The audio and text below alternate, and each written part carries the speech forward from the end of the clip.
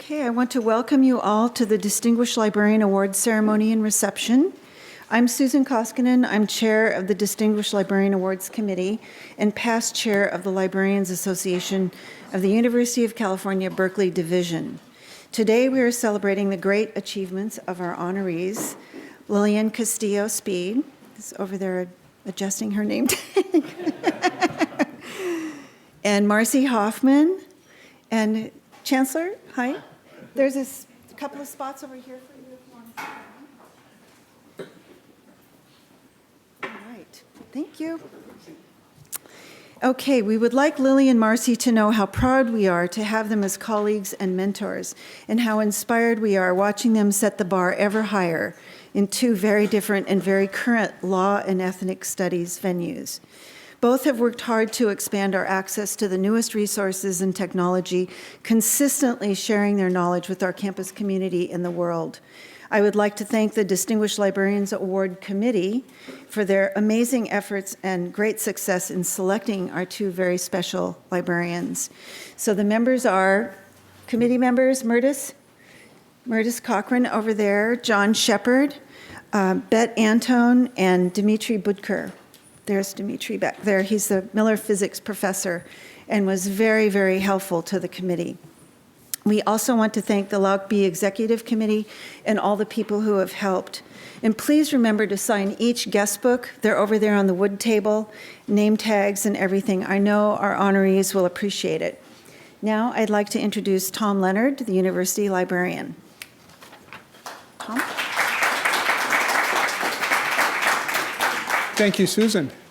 This award is given only every 2 years to find among us the outstanding librarians, nominated by their colleagues and faculty. They are a distinguished group. They have historically been. I stress that this is not an award of one library, however large, selecting its own exemplars. The candidates are drawn from every library on campus, large and small. Faculty, as you've just heard, provide crucial evidence and judgment in the selection. Now, distinction is hard to define. I recently sat and listened to the head of the Peking University Library review the 110-year history of this institution, and Mr. Zhu, a generous and a talented leader, showed us on large screen the employment records at his institution of Mao Zedong, long ago a staff member whom he considered to be distinguished. When you think about the word, I guess he was right. At that time, I was sitting next to the man who used to have operational control of the Library of Congress. And as he saw me raise my eyebrows, he whispered, "The young J. Edgar Hoover once was on the staff of the LC." Something I hadn't known. Distinguished? Yes, again. At Berkeley, our librarian winners are immensely talented in organizing information and sticking to projects, but in different ways, as we shall hear. A kinder, gentler, more enlightened distinction is what they bring to the campus. This year, as you've heard, Lily and Marcy, you will soon learn why, have emerged as exemplars. Yesterday, at almost exactly this time, Bob Birgeneau was standing where I am standing, and he welcomed Nicholas Dirks to this podium to take the applause of the deans and the donors and the heavy responsibility of the chancellorship. I have to say that at this moment, Nicholas Dirks is meeting again with a similar small group in the Women's Faculty Club. I was just there, and the first thing he said to me, well, I'll put it this way. He and his wife are both distinguished academics. To maintain anonymity, I will say, one of them told me, the first thing they said is, "Oh, I know you're librarians." So you can see how important LAUC is and the reputation of the university. It is fitting that the event yesterday happened in a library because under this chancellor, new libraries have opened their doors. In alphabetical order, Bancroft, the East Asian Library, Engineering, and Law. Bob would be the first person to point out to the deans and the librarians and his predecessors in California Hall for these projects. But these libraries opened under his leadership, and in the case of the East Asian Library, he made the crucial decisions to take risks and open one of the most elegant and lifting buildings we have on campus.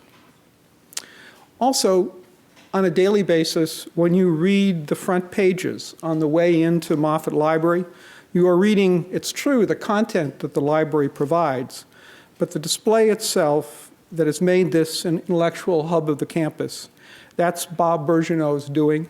He paid the bills. Bob, welcome to the podium.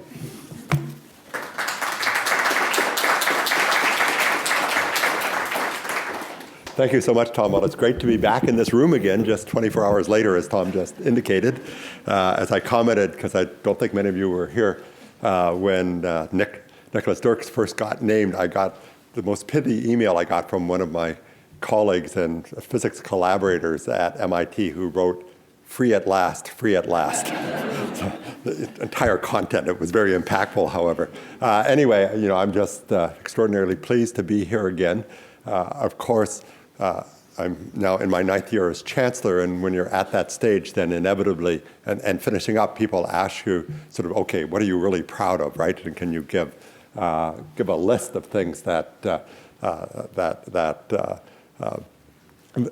really stand out in your mind? I happen to be a very self-critical person, so I unfortunately automatically think of things I should have done better or things I don't feel good about, but then I get over that and then I flip to the positives, and either at or very close to the top of my list is in fact exactly what Tom talked about every single time I talk to people. I love libraries myself, and it is true when I arrived here that the East Asian Library project was frozen, and because there was then a policy that if you didn't have every single dime, you couldn't move forward.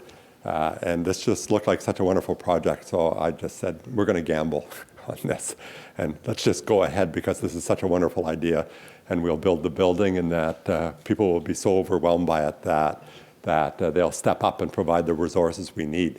And that's exactly what happened, actually, and similarly happened with Bancroft. I can't take as much direct credit for law as I can for contributing to both of those, especially East Asian. So I'm really just extraordinarily proud of those, even more proud than the football stadium. But this, of course, here we're to celebrate two great librarians, Lillian Castillo-Speed and Marcy Hoffman, on receiving the 2012 LAUC-B Distinguished Librarian Award for their extraordinary accomplishments and career-long support of the students and faculty of the university, our mission, and our libraries. And we all benefit from their special expertise and support of our community. Each has developed their careers and collections in unique and creative ways. They both supported the Librarians Association by serving in offices, providing guidance statewide, and leading fellow professionals. So let me start with Lillian. Lillian's creation and stewardship of the Ethnic Studies Library and the Chicano database are nationally recognized. She's considered a national treasure, I like that, by her colleagues on campus and across the United States. The Ethnic Studies Library Speaker Series brings current and often controversial topics to the students and faculty of the campus. It was noted that she is a professional and a scholar who does it all with excellence. And now for Marcy. Not only has Marcy developed the International Foreign and Comparative Law collections, she is the Associate Director of the library and a lecturer in residence at Berkeley Law.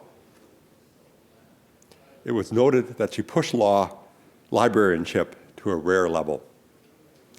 She's a talented library administrator, a superb teacher, and a leading scholar in her field. The impact of her work on the quality of student research and faculty scholarship at Berkeley Law is well known. And it was not enough to co-teach the course on law research with her colleague, Robert Baring. She also co-wrote the textbook, which is called West's Nutshell on International Legal Research. And you can maybe explain in your remarks who Mr. and Ms. West is. And we all congratulate these two amazing librarians, or if it's maybe geographical, the West. Anyway, congratulations to both of you.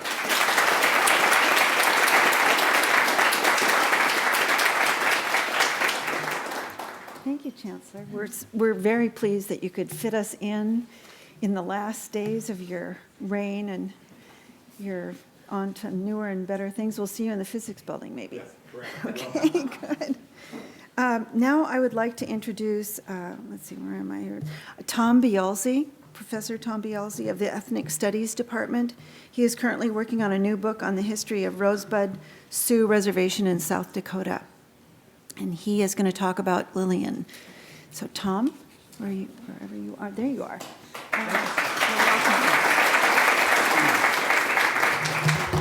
Well, I'm very honored to be here to celebrate the professional work, the incredible professional work of Lillian Castillo-Speed. I've known her since I came to Berkeley about 8 years ago, but I got to know her more intimately while I served as chair for the last 3 years, and we worked together quite a bit.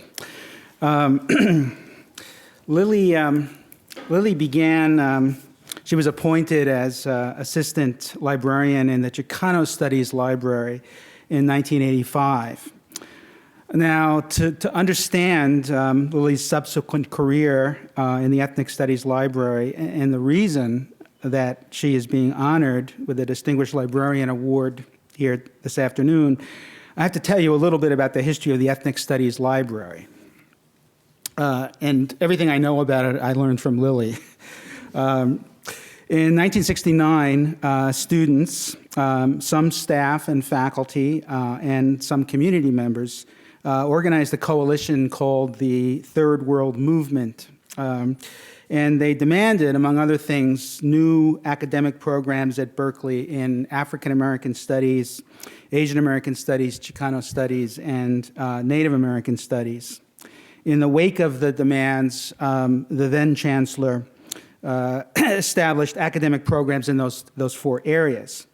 And it's interesting to wonder today if any of those people who were literally on the barricades in 1969 could have imagined how ethnic studies, not understood as a discipline or a department on a particular campus, but as a field of study and as a field of academic enterprise, would become a part of the American university landscape by the present.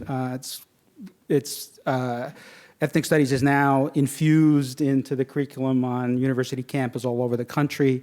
Even if they don't have ethnic studies departments, they have courses that are essentially designed to do the same kind of things that courses in ethnic studies are designed to do. So I don't know how much people at the time could have imagined how things would change. But an important part of ethnic studies right from the beginning at Berkeley was what was to become the library. The activists who took part in those events in 1969 established what at the time were called reading rooms for each of the four ethnic studies groups that I mentioned. Very quickly what happened is that the academic programs, the four academic programs, adopted the reading rooms, which had essentially been set up by the students, and brought them into the administration of the departments, and then funded what became these four separate libraries with money that was provided by the ASUC. ASUC voted to provide money to the ethnic studies libraries for acquisitions. The three reading rooms that are today the Ethnic Studies Library quickly became full-fledged libraries in the sense that they had professional staffs and they had acquisitions budgets. And then what happened in 1997 is that those three libraries, by that point they had become libraries, Ethnic Studies, Asian American Studies, and Chicano Studies, were merged into a single ethnic studies library that has its home in Stevens Hall, and it's still there today. So this gives one some sense of the uniqueness of the Ethnic Studies Library. But I'd like to read very briefly from a report that Lily wrote we had an external review in our department, including the library, a few years ago, and as part of the document that we produced for that review, Lily wrote a wonderful summary of the library and its history. And I want to read you one paragraph where Lily describes both the history of the Ethnic Studies Library, but also its unique mission within the university. So I'm quoting from Lily's report. The founding libraries of the Ethnic Studies Library at UC Berkeley represent a sustained and committed resolve to preserve and make accessible an alternate perspective on American cultures and history. These libraries, the Asian American Studies Library, the Native American Studies Library, and the Chicano Studies Library, came into being through the courage and idealism of students, faculty, and staff who demanded curriculum change and inclusion of their communities at all levels of campus administration.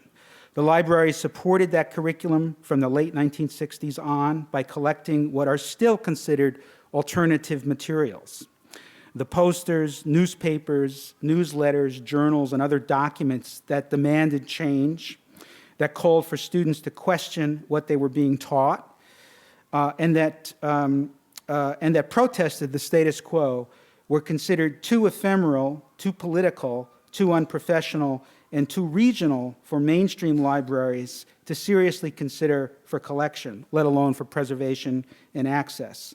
Such materials, however, as well as art slides, audio cassettes, films, and other archival material became part of the core archives of the founding collections of the Ethnic Studies Library. Furthermore, decades later, they proved to fill a vacuum in the vital research on ethnic minorities in the United States by documenting the cultural, political, and historical experience of Asian Americans, Chicanos, Latinos, and Native Americans.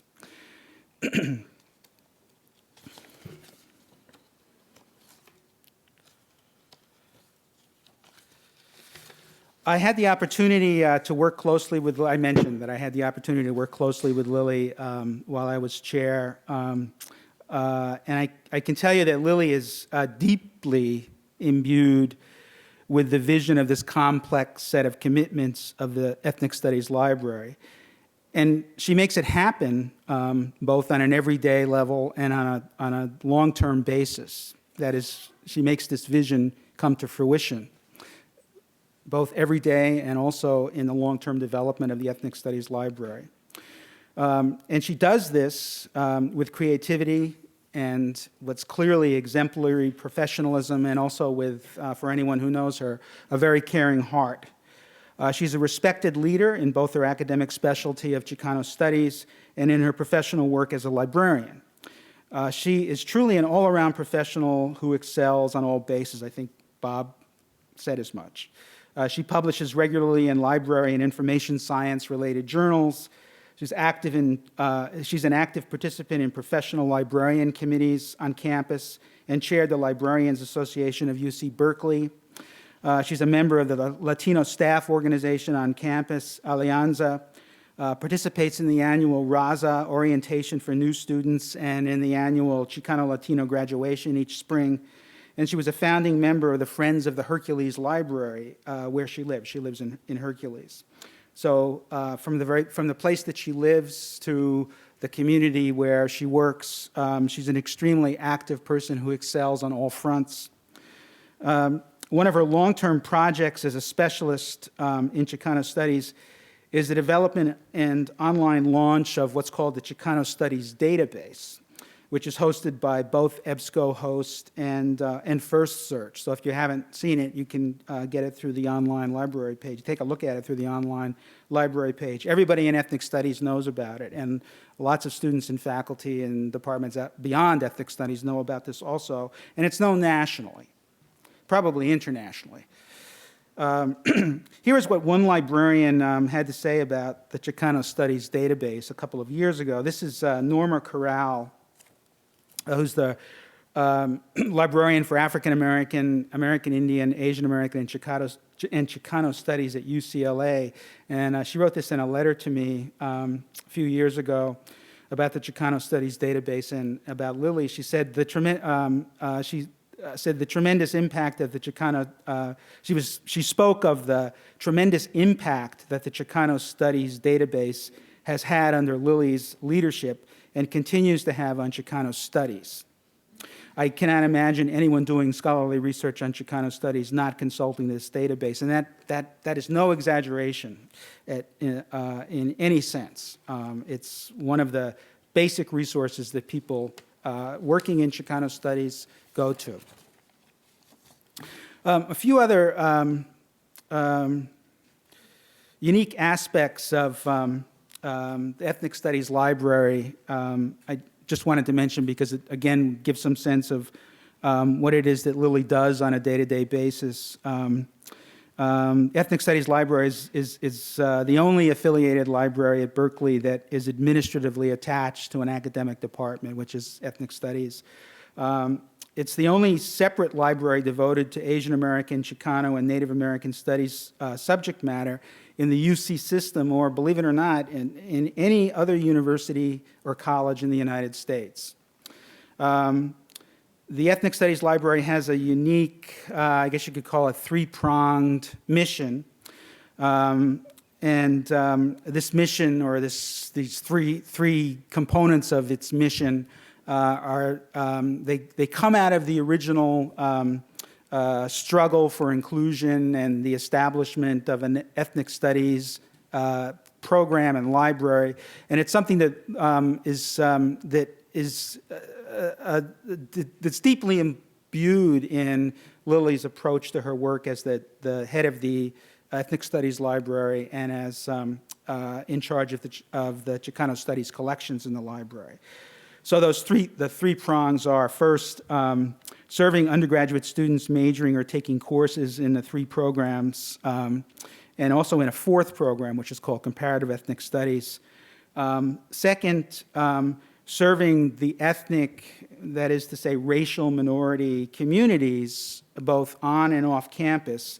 I think either Tom or Bob mentioned this, that if you check the ESL website, the Ethnic Studies Library website, or you're on their mailing list, you'll see a continuous hosting of events, talks, presentations that bring the community onto the campus, or I should say communities onto the campus. It's one of the really, one of the things that the Ethnic Studies Department is most proud of regarding the Ethnic Studies Library is its central role in bringing the off-campus community and the ethnic communities on campus together within the library. Among the most noteworthy of these public events was a series of presentations celebrating the 40th anniversary of Ethnic Studies at Berkeley in 2009, which Lily organized. And the third prong of the mission of the Ethnic Studies Library is collecting archival material from ethnic community members, material that might tend to fly below the radar if it were not for the keen eye of Lily regarding Chicano studies materials, Wei Chi Poon, who manages the Asian American collections, and John Berry, who manages the Native American collections and what's called the Comparative Ethnic Studies collections. These archival collections not only support graduate students and some undergraduate research, they also support research by scholars nationally and internationally who visit the Ethnic Studies Library. Besides all this professional excellence, I think is the right phrase, Lily is, as they say in New York, a real mensch. She's just a wonderful person to work with, and I know you're not supposed to tell jokes about being chair at Berkeley, but 3 years ago when I was beginning my stint as chair, I had dark brown hair, and no, I'm just kidding.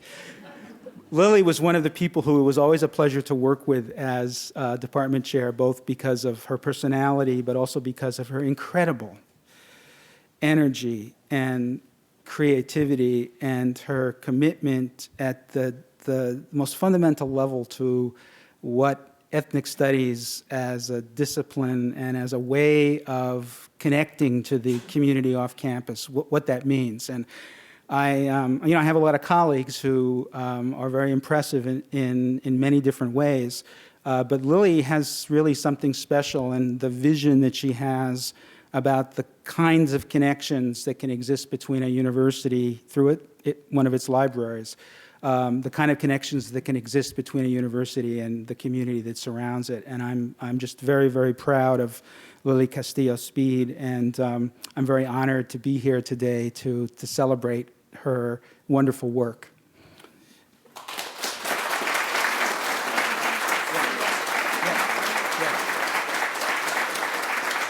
And Lily, would you join me up here?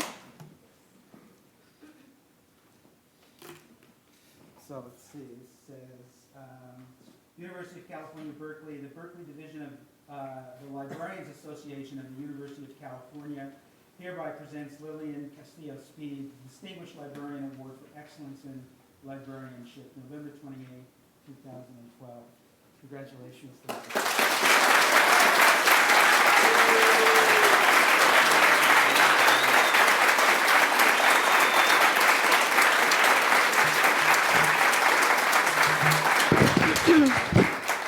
Gosh, thank you, Tom. Thank you so much. That was, I learned, hey, great. I'm glad you got here. Thanks. Also, Tom Leonard, thank you, and Chancellor Birgeneau. Thanks everyone for being here for me and Marcy. This is just a great event here, and I'm just thank you. And also, thanks to Shayi Kanaka and Susan Edwards for surprising me by nominating me. It was a big surprise. And thanks to Sue Koskinen and her committee. I used to be on that committee. And I know how much work it is, but how much you really bond in that committee. So I really, I think it's all coming together really well. Thank you so much. And which leads me to the theme of my remarks. Everything depends on teamwork.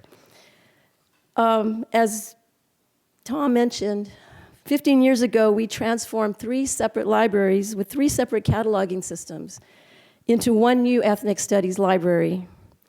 The technical services challenges were enormous, but our technical services transition team, Janice Otani, Marisol Sabater, and Jeannie Imazumi Wong, did a fantastic job and continue to keep that machine running. And they even got an award back then from, I think it was the Vice Chancellor's Award for teamwork. On top of that structure that they created, John Barry and Wei Chi Poon developed the wonderful collections that we have. And our student employees, we just have so many wonderful student employees over the years. The interns and the volunteers, they've all been essential to the success of our library. We, of course, were helped by our Ethnic Studies department, which over all these years have believed in the need for the unique and special service that our library provides to our students, faculty, and researchers from around the world. I thank Tom Biolsi again, Kathy Choi, and all the other department chairs who supported the library. I also thank the Ethnic Studies department staff, including Rosa Johnson, who was the department manager for many years, and of course, all our faculty.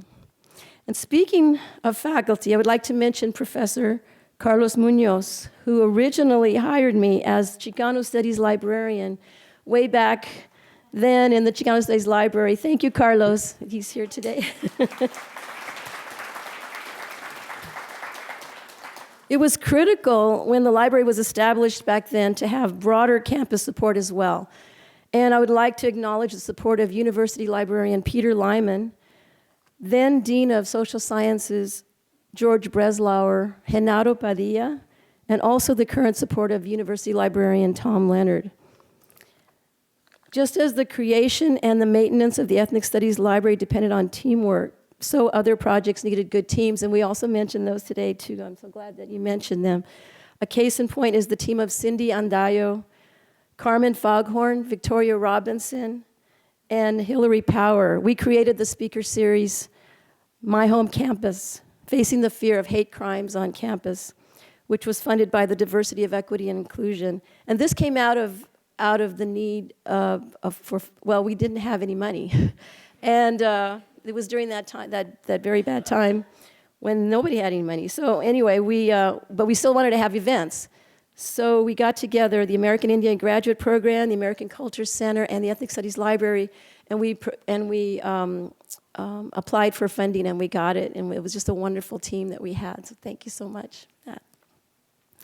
Another team created and maintained the Chicano database. And to set the record straight, I did not create the Chicano database, just have to let you know. But I was proud to carry on the work that Francisco Garcia, Richard Chabran, Elva Yanez, and a team of many others started. And I want to thank those people for providing me with a career-long, challenging, and also very rewarding project. Currently, my partner on the Chicano database is Marisol Zapater, who is the best indexer we've ever had.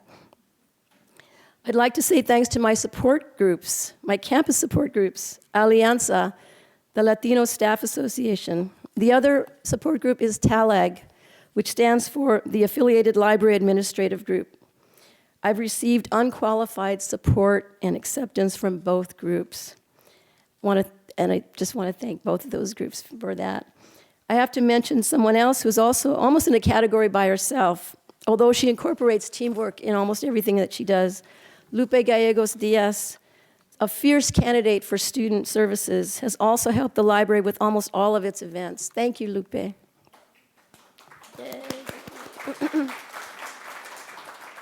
Another group is LAUC-B itself, which has allowed me to work with brilliant librarians like Marcy Hoffman, and to marvel at what a wonderful profession we have. My LAUC mentors have included Lucia Diamond, Chris Tarr, Terry Huey. I appreciate the skills and collegiality of so many others. I'm just going to mention a few. Corliss Lee, Nick Robinson, Teresa Salazar, Judy Bolstadt, Linda Vita, Rita Evans, Norma Cobzina, Dean Rowan, and as I said, there are many, many others, including my longtime colleagues, Susana Hinojosa and Carlos Delgado. I'd like to end with a mention of an initiative for the future that we hope will ensure the preservation of Latino heritage into the digital future. Again, I'm part of a team. It's a great team. It is the Latino Digital Content Working Group. And we are on our way to creating the Latino Digital Archive of America, which will be a national repository of Latino heritage documents. You'd think that somebody would be working on that already, but we're the ones that are working on it. Okay. One last thank you to my family, of course, my husband, Richard Speed, my son, Nathan Speed, and my daughter-in-law, Dee Speed, for all your love and support, and for our beautiful baby grandson, Cruz Castillo-Speed. Thank you.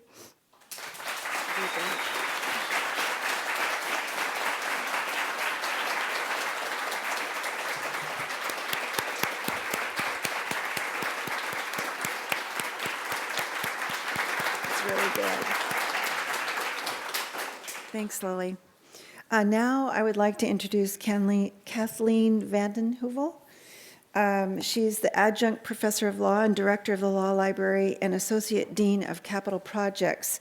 And I got her approval to mention that she has recently masterminded the renovation of the law library, which I might add is really nice up there. It's magnificent. And she's going to speak for Marcy Hoffman. Thank you.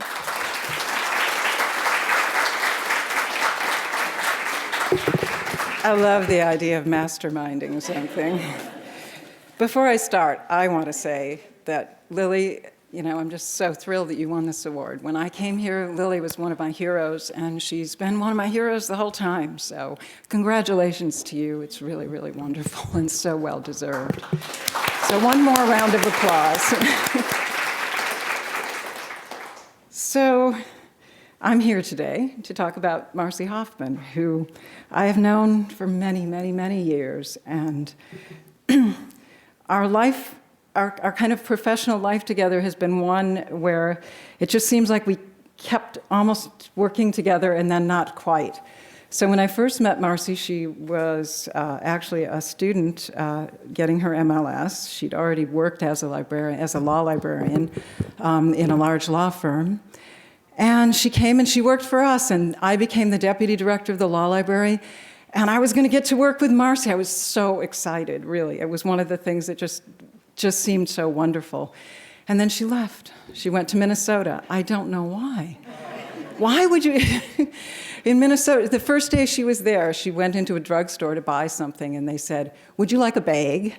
And she goes, "What? Would you like a bag?" And she didn't know what they were saying. But she got used to it, and much to my pleasure and also sadness, she really flourished there. And I think in Minnesota, she really had the opportunity to do that. But Minnesota got quickly too small for Marcy, and as she became more and more prominent as a foreign and international law librarian, she needed to go on to bigger things. And so she went to Georgetown, where she really flourished. This is where she became the foreign and international law librarian, really, I think, of her era. There's the previous era, but once we get past that, Marcy is it. And, everyone knew her. They knew how brilliant she was, how capable she was. And it just made me want to get her back even more. But how could I get her back? They paid way more than we paid. There was there was almost no hope. Finally, though, it looked like we were going to talk her into coming back. And then, I don't know, all hell broke loose. Things started going wrong. She decided she couldn't come. I decided, okay, then fine, I may go to NYU. Then she decided to come, and by then NYU had offered me this incredible job, and we're just looking at each other. She came here, and we went out to dinner, and we both burst out into tears because we wanted to work together so much, but it just seemed like the gods were against us. But then Chris Edley came to the law school, and I thought, pay, status, who cares? Here's a man who really, really knows how to have a vision for the future, who is excited about law school, is excited about libraries, is excited about everything that he, thought of. And I just thought, I have to stay working. If he's going to be here and Marcy's going to be here, I'm staying here. And from then on, the rest is history. Marcy and I have gotten to work together for many, many years now.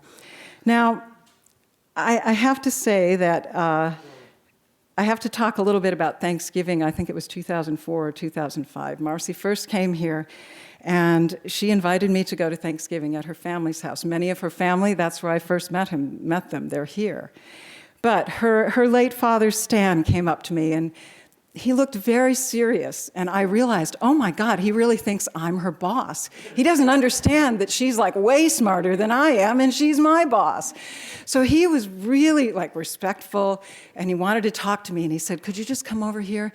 And he said, I've always thought Marcy was a really quick study, but, was she going to do okay? And I said, oh my God, she's like the smartest person. And I went on and on and on to saying how great she was. And he just looked so happy. And one thing that we can say about Stan Hoffman is that he had a great BS meter. So there was no way that I was going to put one over on him. He knew. When I said that she was fantastic, he knew that I meant it. And it meant so much to him. I still remember that. He just lit up because, he wasn't from the academic world himself. And, he knew his daughter was brilliant, but he didn't know how other people would judge her. And it was just this sense of relief that, good, they are going to judge her for how great she is. And that was really a wonderful moment for me to get to know him, but also to confirm that his daughter was as smart as he thought. So in every aspect of her unusually large portfolio, Marcy has just done a fantastic job. She is an administrator. She is a great, great teacher, and her students adore her. She teaches an advanced foreign and international law seminar, and her students just rave about her. They hang out with her. They invite her to go in limousines off to drink wine in Napa Valley. My students never asked me to do that. I think that just shows, how amazing she really is. But when it comes down to it, what she really does is just do a fabulous job of working with the faculty and students. I have just a few quotes from some of our faculty who couldn't be here today. Although, whoa, we have a lot of law school people here. And that is another thing that shows how great Marcy is how much support she has from her truly amazing and wonderful colleagues. So Harry Scheiber says of her, in every aspect of her unusually large portfolio of administrative and teaching responsibilities in the law library and the law school's curriculum, she has made an absolutely superb record of distinguished contributions. All this is in addition to her scholarly writing, which has given her such widely recognized prominence and enhanced the global reputation of our library, our law school, and our university. It is difficult to imagine any individual making the range of contributions, all at a level of excellence that represents the highest professional standards that Marcy has brought to her work. She is an international figure and a leader in the field of international law research. Professor Dick Buxbaum says, I can attest that no foreign and international law librarian here at our peer schools around the world, and I know most of them, and he does, comes close to Marcy in her knowledge, clarity, helpfulness, and ingenuity. My own work, both research and editorial, would not be possible without her collaboration, and I love it that he uses that word collaboration. That still would not do justice to the more intangible qualities, her creativity, her initiative, knowledge, worldwide network of human and material resources, and her unstinting readiness to help. One of Marcy's students said of her that Marcy is an essential and well-loved figure of the Berkeley faculty. With her calming presence, I think she gets that from her mother, definitely not from her father. With her calming presence and her sharp sense of humor, I think that may come from Stan, Marcy helps students feel welcome, not just in the library, but also in the law school. She is tremendously dedicated to teaching, frequently asking all students for input on how to improve her class. Students in our journals comment year after year that the times they went to Marcy with questions were among the most instructive and positive experiences they had ever had in the law school. She has become a cherished mentor, and we are proud to attribute our skills, curiosity, and critical thinking about legal research entirely to her.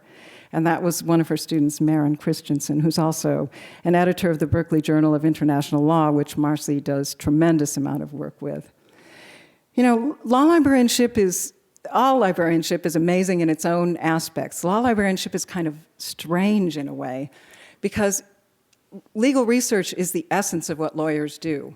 So when lawyers come and ask Marcy questions, it would be like a doctor going to a medical librarian and asking her or him how to do surgery. It's just not done. But in law, we have to know how to do what the lawyers do, and we often have to do it for them sometimes, or at least move in that direction. So it's very challenging in that way. But Marcy always has time for the students and faculty. She keeps them, I would say, from looking stupid often, despite themselves. Apologies, but that's the way it goes. She's an amazing innovator, so she can really move in the future. She and one of her colleagues developed EASL, which Electronic Information System for International Law. All right, I got it. And it's a fantastic platform that everybody uses for international law. But she has also taken over from former foreign and international law librarian Tom Reynolds, the Index to Foreign Legal Periodicals and the Foreign Law Guide. And she's using her creative and innovative energy to make them even better and to keep alive the vision that Tom originally had for those publications. So there are so many things I love about working with Marcy. Number one is that she hates meetings, and that I just love. She hates re-envisioning things that have already been re-envisioned and that were based on past visions, which I think all of us are, it's getting hard to keep re-envisioning, you know? We're all getting too old for this. She also has no patience for whiners, which I love about her because I have way too much patience for whiners myself, and I waste a lot of time talking to them. Nor does she have any patience for people who make demands on her time but refuse to learn. So she is totally there if you are willing to learn. But one reason I actually, and this is somewhat serious, one of the reasons I love this about her is because I sometimes feel like librarians get treated kind of like we're matchbooks, you know, just sitting there waiting for someone to come along and take us out when they need to light a fire and then walk away. And there just isn't enough respect for what Dick Buxbaum called the collaboration with faculty and students. And, you know, Lily's career is a perfect example of this. Marcy's is a perfect example. We're collaborators. We are not just, you know, there to help people when they can't figure out stuff, although we're there to do that too. But I think there needs to be more recognition of what librarians do. And one thing I can tell you certainly about Marcy is that if you respect her and you respect her time, she will return the favor 1,000 times over. She loves to help people figure all this crap out. She knows they can't do it. And she knows that left to their own devices, they are making a royal mess of all of it. It's too hard, you know, we need expert help. Today I was trying to book some incredibly elaborate flight for my father, and I thought, oh my God, I really wish a travel agent were here to help me. And that's, you know, it's kind of like we've gone too far in the direction of thinking we can do it all ourselves when we don't know how to evaluate what we're doing. So she has the big view of the universe, and for those who are willing to learn, she can really teach them how to dazzle their employers with their international law and their foreign law skills, and also just regular old American law. She can do that too. She isn't just foreign and international law. So one of the other things about Marcy, and that I love working with her so much, is that she loves being a librarian. Now, she told me she does hate that movie, It's a Wonderful Life, but we both love the part where they reveal Donna Reed's horrible fate. If George Bailey had not lived, Donna Reed would have become a librarian. What worse could, and the only thing that worse could happen is that she would become a librarian who was costumed the way she was. So go look at that movie or pull up those pictures. Whoa, does she look bad? She goes from this gloriously beautiful woman to this, frighteningly horrific, okay, her clothes really suck. That's all there is to it. And Marcy and I totally agree on that. But although it would be a horrible fate to have to wear those clothes, and there's just no question about that, otherwise, both Marcy and I see that actually it would not have been such an awful fate. Because really, if you think about it, what would being married to George Bailey have been? If she's a librarian, she doesn't have to deal with 4 screaming kids, a clinically depressed husband, a flashy brother-in-law who shows up with a befurred, bejeweled wife. She doesn't have to live in a broken-down old house, but most of all, she does not spawn a child who believes that every time a bell rings, an angel gets its wings. So being a librarian is way better than that, and I think we agree on that. Okay, another thing that I've learned from working with Marcy is that if librarians want to be successful, they really do have to focus on their libraries and their constituents and be confident that although their scholarship does not look like faculty scholarship, it is scholarship. It isn't just, all that stuff you do in your primary job, but you have to go check the boxes off to get ahead. There's a strong tendency, I think, among us to undermine ourselves because it's just so hard to define what we do, but we really need to let librarians shine from within by their own light instead of imposing sort of artificial light on our brightest stars. Because when you do that, as Lily and Marcy prove, it just makes a huge difference. And I do think that it's easy, in some ways that's easier to do in the affiliated libraries, like both of our libraries and the law library is affiliated to, because you just have such a naturally close interaction with your faculty and students that's just an intimate relationship. And that is really a wonderful thing to be able to do. So finally, I would just say that Marcy has done just that. She has shown as a brilliant researcher, teacher, and scholar, and she's shown herself to be deeply committed to the profession of law librarianship and to UCB's scholarly mission. Speaking for the dean and the many faculty who supported this nomination, including many who couldn't write letters because there was a letter limit, and so I had to tell them no, which was really hard. Actually, I felt really bad. We are really honored, all of us, to work with her and to benefit from her brilliance. In his letter, Bob Baring, who is a professor and a former dean of the law school and a former director of the library, that Marcy is one of the gems that makes this campus the world-renowned institution that it is. But my favorite statement is the one I overheard a grateful student utter to Marcy after she had saved his rear end on probably the 4th occasion that month. "Now I know why they call you a god." So with that, thank you very much, Marcy, and I will give you your certificate.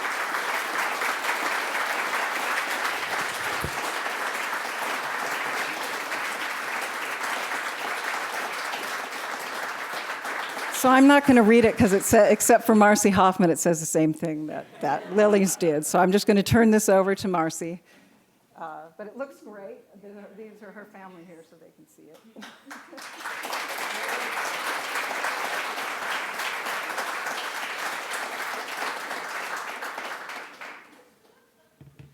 Oh my God. I honestly don't know what to say, and for many of you, you know that's not usually a problem. So, shoot, you know, it's quitting time. And so now we've moved from work hour to happy hour. And as many of you also know, I do consider that to be the most important meal of the day. Contrary to breakfast, as my mother's been telling me for over 50 years. But I am going to keep this very brief. Basically, I just want to say thank you to everybody here, to everyone I've ever worked with. All of my friends and colleagues and family and everyone have been so great. I couldn't do this stuff without all of you, and I so appreciate it. Sometimes I know that may be hard to believe, but it is very true. And I want to thank the Chancellor, and I thank Leonard for coming out for this. I definitely thank the committee, the DLA committee, that you guys were great. And when Susan called to tell me this, I was like, is this true? Most importantly, I want to thank Kathleen, who, without Kathleen, I'd be living under a bridge, selling pencils, and looking really bad because she does give me all kinds of fashion advice. So that's been really important. And our dean, Chris Edley, who I wish he was here because he's almost as sarcastic as me. In fact, he may be more sarcastic than I am. And especially my wonderful colleagues in the law library, thank you all for coming. Thank you so much for all you do for us every single day. I so appreciate you all. And that includes our students who work in the library. And I even want to thank the colleagues at Minnesota and Georgetown. And my husband and I are very happy to no longer live in Minnesota, where it's very, very cold. I thank so much my family for coming out today. And they trekked all the way from the North Bay, and I appreciate everybody coming out. And most importantly, I want to thank my wonderful mom.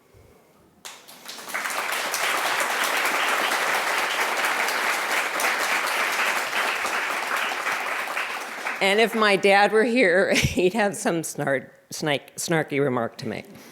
And I want to thank the most important person.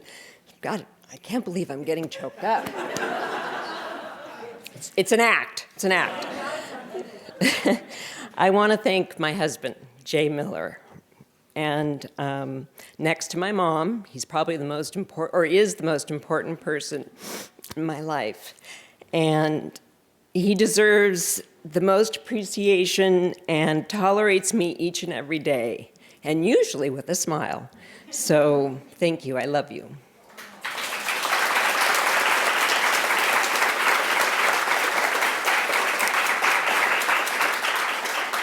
If I've forgotten to thank anybody, I do apologize. I do want to thank my awesome students for coming out. They finished their outlining. And like I said, if I've forgotten anyone, I do apologize. Lily, you did such a great job in thanking everybody. And so I thank everybody like Lily, what she said. So in closing, because it is quitting time, I do want to say that all that I've been able to accomplish is because of all the love, support, friendship of everyone in this room, all of my colleagues in other places, all of my friends and family. And I really couldn't have done it without the help of everybody. So now I thought we'd have a little song. No, just kidding. Actually, I'm late for the reference desk. I do have a 5 to 6 shift, so I think I better go. But thank you all very much.